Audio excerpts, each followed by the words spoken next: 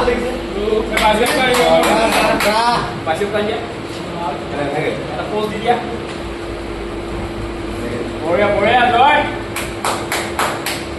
years Sun Health Club থকা এইটো এটা ধেমালি কথা নহয়, এইটো এটা ষ্ট্ৰিক্টনেছ।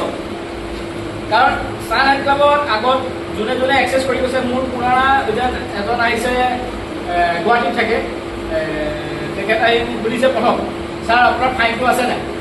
মই কৈছোঁ নাই, ফাইনটো মই উঠাই দিছোঁ। কিয় উঠাল?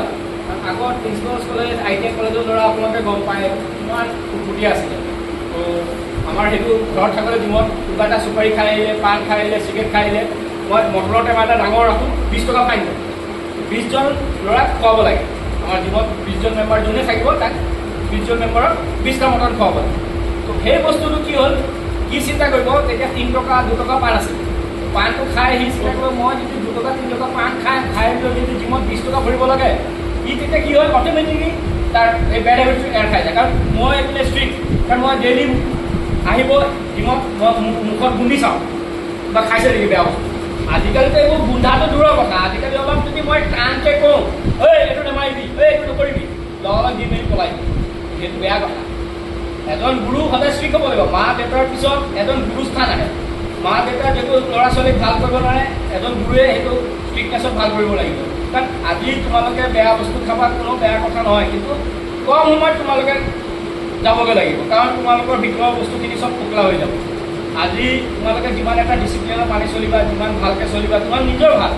কাৰণ এটা বুঢ়া কালত, আজি যেনেকৈ আমাৰ চিংভাইকাৰ এজ এতিয়া আজি 54, চিংভাই 54 এজ। 54 এজত এতিয়া চিংভাই ল'ৰাও ডাঙৰ হৈ গৈছে। কেইদিন পিছত ল'ৰাই বিয়া পাতিব, নাতি পুতি হ'ব। যেতিয়া চিংভাই যেনেকৈ ল'ৰাৰ নাতি পুতি লৈ এনেকৈ যেতিয়া ৰাস্তাত খোজকাঢ়ি যাব, তেতিয়া মানুহে ভাবিব आपका बच्चा तो बहुत सुंदर है। वो सिंह भाई बुकु फुलाई कब मेरा बच्चा नहीं, मेरा नाती है, मेरा पोती है। এইটো এটা কিমান গৰ্বৰ কথা এক্সেছ কৰিলে। সেইকাৰণে আপোনালোকে মেইনটেইন কৰক, ভালকৈ এক্সেছ কৰক। সেইটোৱে বিচাৰোঁ যেন আমাৰ অসমটো যেন সুস্থ হৈ যায়। কাৰণ অসমত বদ নিচাটো বহুত আছে, গলি গলি ড্ৰাগছৰ ল'ৰা ছোৱালী কিমান আছে। আজি পুলিচে নিউজটো কিবা ফেচবুকত খুলিলে, ইয়াত বোলে ড্ৰাগছ ধৰিছে, কালি তাত ড্ৰাগছ ধৰিছে, কিমান ড্ৰাগছ চলি আছে। এই বেয়া বস্তুটো আপোনালোকে চবে আঁতৰি আহক। আঁতৰিব পাৰিব জিমত, আপোনালোকে জিমত যাওক। জিমত গ'লে অট'মেটিক আপুনি চাব বেয়া বস্তু, বেয়া নিচা এইবোৰ চব এৰ খাই যাবগৈ। আৰু আপোনালোকে ভালকৈ সুস্থ হৈ থাকক, আমি সেইটোৱে বিচাৰিছোঁ। আৰু ভাল আপোনালোকে এটা নতুনকৈ জীৱন এটা গঢ়ি তোলক। আৰু এই বিহু উপলক্ষে আপোনালোকক চবকে মই কৈছোঁ, অনুৰোধ কৰিছোঁ যে আপোনালোকে যোনে যোনে বেয়া নিচা কৰে আপোনালোকে জিম জইন কৰক, অট'মেটিক আপোনালোকৰ বেয়া নিচাবোৰ এৰ খাই যাব। আৰু ভাল এনেকুৱা বডি বনাব পাৰিব। আমাৰ যেনেকৈ জয় আছে, শুভম আছে, শুভজিত আছে, আমাৰ গুৰজিত সিং ভাই আছে। সেইকাৰণে আপোনালোকে ভালকৈ তেনেকৈ বনাওক। আচ্ছা দোষ, এইবিলাক এয়া মোৰ দেউতা আহিছে, মোৰ দেউতাক সদায় গাইড কৰি থাকে। আজি মোৰ জিমৰ মেইন মানুহ এজনে মোক গাইড কৰি আৰু উঠা। আচ্ছা, কিবা এটা কওক বিহু উপলক্ষে জীৱৰ বিষয়ে।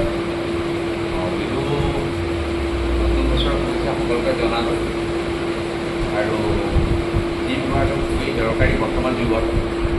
আগৰ দিনত মানুহে খোজ কাঢ়িছিলে, খেতি বাতি কৰিছিলে, কোৰ মাৰিছিলে, বহুত ধৰণৰ এক্সাৰচাইজ কৰিছিলে, সেইকাৰণে মানুহবিলাক সুস্থ হৈ আছে। কিন্তু বৰ্তমান যুগত মানুহৰ সময় নাইকিয়া হ'ল, সেইকাৰণে সময়ৰ অভাৱৰ কাৰণে সেই জিমবিলাকে এতিয়া সেই কামটো পূৰণ কৰিব বুলি আমি ভাবিছোঁ। আৰু সেইকাৰণে জিম এষ্টাব্লিছ কৰা হৈছে আমাৰ। এতিয়া আমাৰ 2টা জিম আছে, এইটো এটা আৰু এটা আগত আছে।